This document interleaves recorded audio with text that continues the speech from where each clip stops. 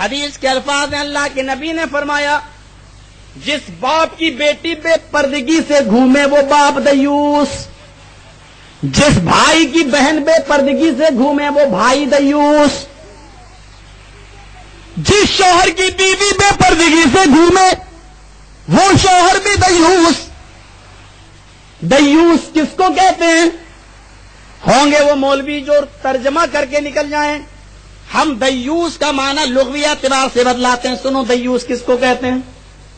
دیوس کہتے ہیں عربی زبان کے اندر اس آدمی کو جو اپنی ماں کو، بہن کو، بیٹی کو ایک غلط کوٹھے پر بٹھا دے اور وہ اپنا جسم بیچے، اور جسم بیچنے کے بعد جو پیسہ ملے وہ لڑکی اپنے باپ کو دے دے اور اس کا باپ اس کی جسم فروشی کی کمائی کو کھا لے، یا وہ بھائی جو اپنی بہن کی جسم فروشی کی کمائی کو کھائے، یا وہ شوہر جو اپنی بیوی کی کمائی کو کھائے، اس کو کہتے ہیں دیوس۔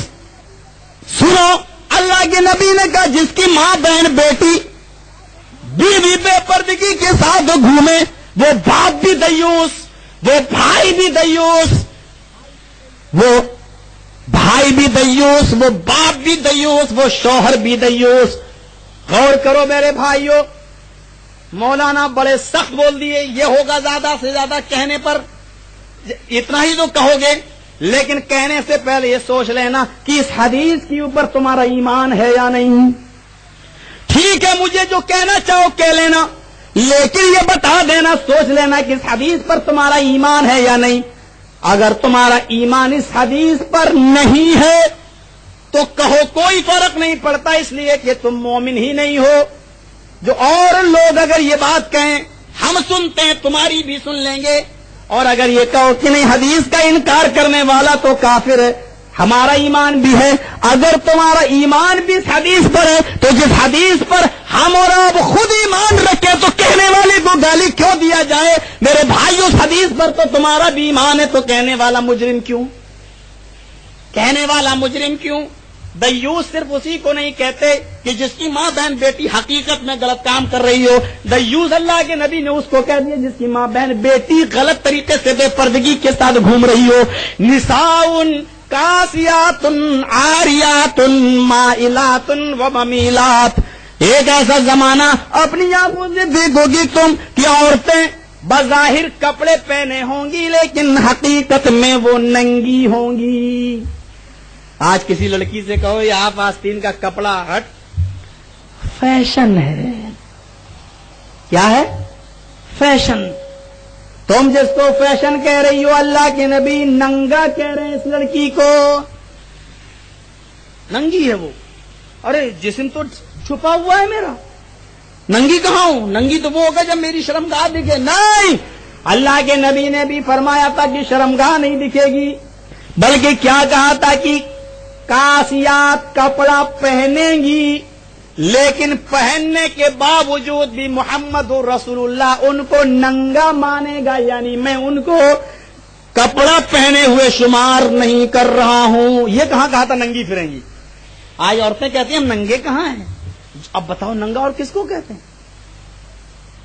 اگر مسلمان عورت گھٹنا اس لیے نہیں کھولتی کہ ننگ پنا ہے تو میری ماں اور بہنوں، یہ آستینیں تمہاری کیوں کھل جاتی ہیں؟ کیا یہ ننگ پنا نہیں ہے؟ عورت کہا گیا تمہیں، اور عورت کے معنی ہی ہوتے ہیں پردے کی چیز، چھپائی جانے والی چیز۔ عار سے بنا ہے، عار کہتے نہیں کیسا آدمی اس کو شرم و عار نہیں ہے، عار کے معنی شرم، اور اسی عار سے بنا ہے عورت، شرم کی چیز۔ اور شرم کی چیز ہوتی ہے چھپانے کے لائق، چھپائی جانے کی چیز۔ یہ شرمگاہ اسی لیے بولتے ہیں کیونکہ یہ چھپائی جاتی ہے۔ اللہ کے نبی صلی اللہ علیہ وسلم کے زمانے میں ایک صحابی حضرت جرہد، مسلم شریف کی حدیث ہے، مسجد میں لیٹے تھے، سو رہے تھے اور ان کی ران کھل گئی تھی۔ یہ ران گھٹنے کا حصہ کھل گیا تھا۔ اللہ کے نبی آئے، آپ نے ان کی ران پر ہاتھ مارا، اے جرہد اما علمت ان الفخذ عورۃ، اے جرہد اٹھو، کیسے سو رہے ہو؟ کیا تم جانتے نہیں؟ ان الفخذ، کیا کہا؟ اما علمت ان الفخذ عورۃ، کیا تم جانتے نہیں ہو کہ یہ ران بھی عورت ہے؟ ران بھی عورت ہے، یعنی جیسے تمہاری عورت چھپی رہتی ہے ایسے ہی تمہاری ران کو بھی چھپنا چاہیے۔ اللہ کے نبی نے اس ران کے لیے عورت کا لفظ استعمال کیا کیونکہ عورت کو چھپایا جاتا ہے، اس لیے ران کو بھی چھپایا جائے۔ امریکن ماحول ہے، ماڈرن، کرکٹ کھیلیں گے صاحب چڈی پہن کر، نیکر پہن کر، بغیرت و حیا کرو، یہ شرمگاہ ہے۔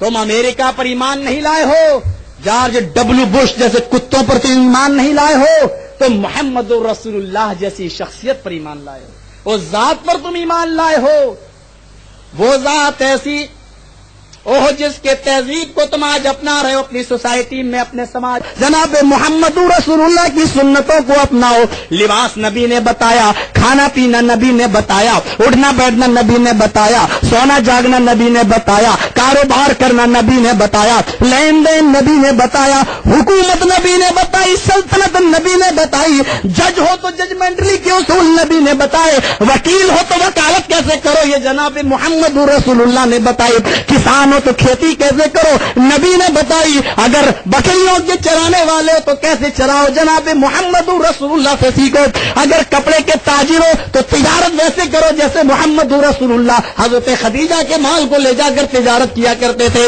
تمہاری زندگی کا اور لائف کا کوئی ڈپارٹمنٹ ہو جس میں تم کام کر رہے ہو، اس کی رہنمائی جناب محمد رسول اللہ کر رہے ہیں۔ پھر کیا بات ہے کہ آج ہم اس کو چھوڑو، کالجز اور یونیورسٹی کے ماحول ہم نے بگاڑ دیے، کالجز اور یونیورسٹی کے ماحول ہم نے بگاڑ دیے ہیں۔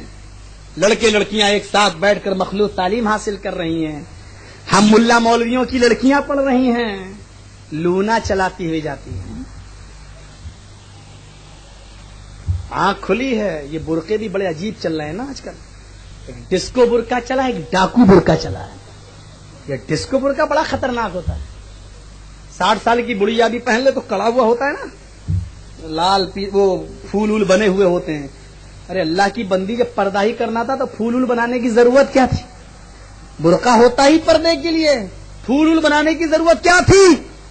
نہیں بنائیں گے تو دیکھے گا کون؟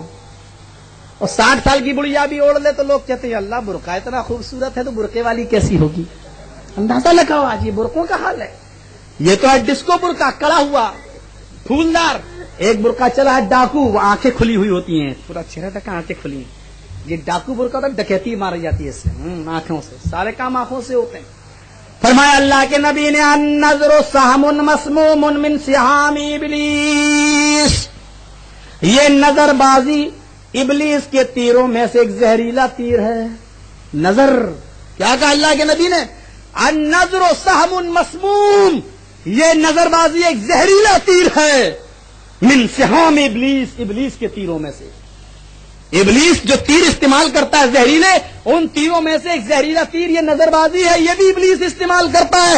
من ترکھا للہ، جس آدمی نے اس نظر بازی کے تیر کو اللہ کے لیے چھوڑ دیا، جس نے اس نظر بازی کے تیر کو اللہ کے لیے چھوڑ دیا، یعنی اس نے اللہ کی رضامندی کے لیے کسی غیر عورت کو، غیر لڑکی کو بری نظر سے نہ دیکھا، اس کی طرف نظر نہ ڈالی، اللہ کے نبی فرماتے ہیں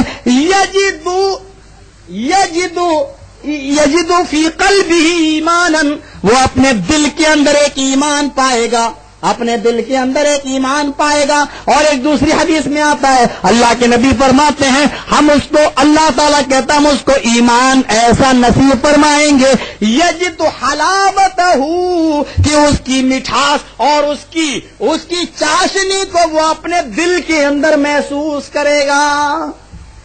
کسی لڑکی پر نظر پڑ جائے گرا لو، پھر دیکھیے اس ایمان کی جو چاشنی اور جو مٹھاس اللہ ہمیں دے گا وہ ہم اور آپ اس کا اندازہ نہیں لگا سکتے۔